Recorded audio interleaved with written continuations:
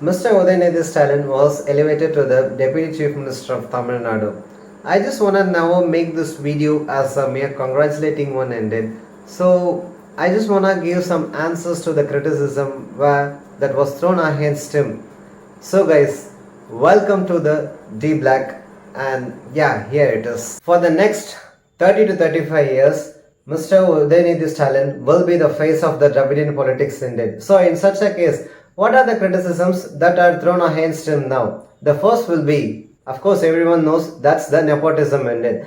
Mr. J. Shah was elevated to the secretary of the BCCA of India. None of them brought nepotism into the picture. Well, I know what are the comments will be there. The first one will be, BCCA wasn't the government organization, so how can you just say nepotism plays such a role in it? Well, guys, BCCA secretary isn't a joke. It is a power center of the Indian politics indeed. So in such a case, Mr. Modi was the secretary of Gujarat board, and of course Mr. Jaitley was secretary for Delhi indeed. So in such a case, even his son was in politics right now. I may bring the second case into the picture. Mr. Anurag Singh Thakur, who was the first during the first tenure, he was the sports youth affairs minister, and in the second tenure, he was a ministry of information and broadcasting. Do you know who is he? He is the former chief minister of Himachal Pradesh, Mr. Prem Kumar Duhal's son. So in such a case, no one brought nepotism into the picture. When Udhayanidhi was given the deputy chief minister of Tamil Nadu, there were voices, nepotism. Even the Tamil Nadu BJP was with such a echo indeed. Man, where were you there when Mr. J. Shah and Mr. Anurag Singh Thakur was given the post?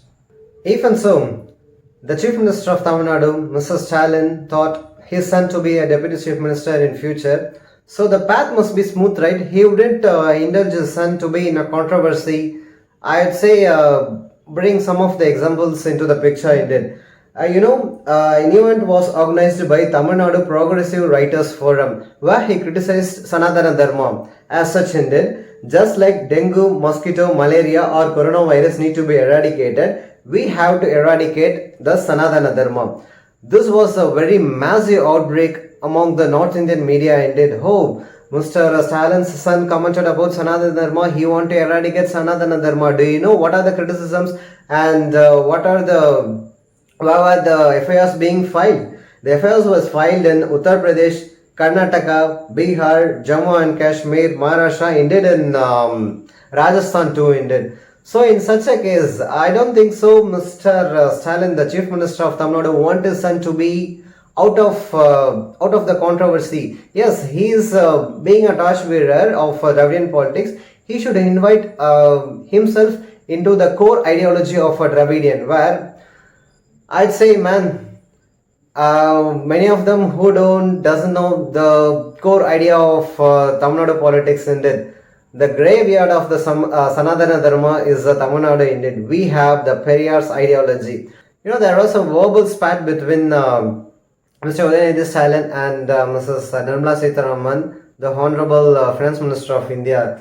During 2023 Chennai floods, that was a peak monsoon indeed, and during that time, of course, the Union government didn't even give a single rupee for the relief measures in Tamil Nadu during that time. So, do you know what Mr. Udhayanidhi Stalin commented? We are not asking for anyone's father's money. We are only asking for the share of tax paid by the people of Tamil Nadu indeed. That invited lots of controversy indeed. In fact, she took it personally, and in fact, there were some of her criticisms where he is too arrogant, and he is pulling the finance minister into the picture, as she was denying the facts that Tamil Nadu was not into her own path. And in such a case, do you think Mr. Stalin wasn't aware that it brings more criticism for his son during this time? Well, of course, true, right? Mr. Stalin wants his son to be in the core Dravidian ideology. There was another instance I need to bring it into the picture where, the DMK was truly against the NEET examinations ended. There was a time when 50 lakh signatures were to be collected in 50 days for the eradication of NEET, and we are committed towards it indeed. Where Mr. Udhayanidhi Stalin was into the picture. Do you know? He just showed a egg picture, which signifies the eligibility criteria for the NEET PG was literally a 0 percentile indeed. So, do you think a student who gets a 0 percentile will be admitted into the college for the PG? This wasn't the case. Was NEET. Well, NEET was against the social inclusion, and it was against the social ideology, and it was against the social equality indeed. So NEET must be eradicated, and that's the core ideology where Mr. Udhayanidhi Stalin took it personally. And guys, we lost 22 of our doctors for the NEET entrances examinations where the students were failed. The first martyr was our sister, Dr. Anita indeed. Even though she was one of the bright students, I think literally she scored 1150 plus during her 12th exam, in her 12th examinations, yet she couldn't make through her way via the NEET. Literally, of course, she is no more right now. Yeah, he stood for the Anita, and he stood for the students of Tamil Nadu. Maybe it infuriated the union government's point of view. Well guys, I want to bring another one into the picture where David and Goliath. We have read the story indeed from the Bible, right?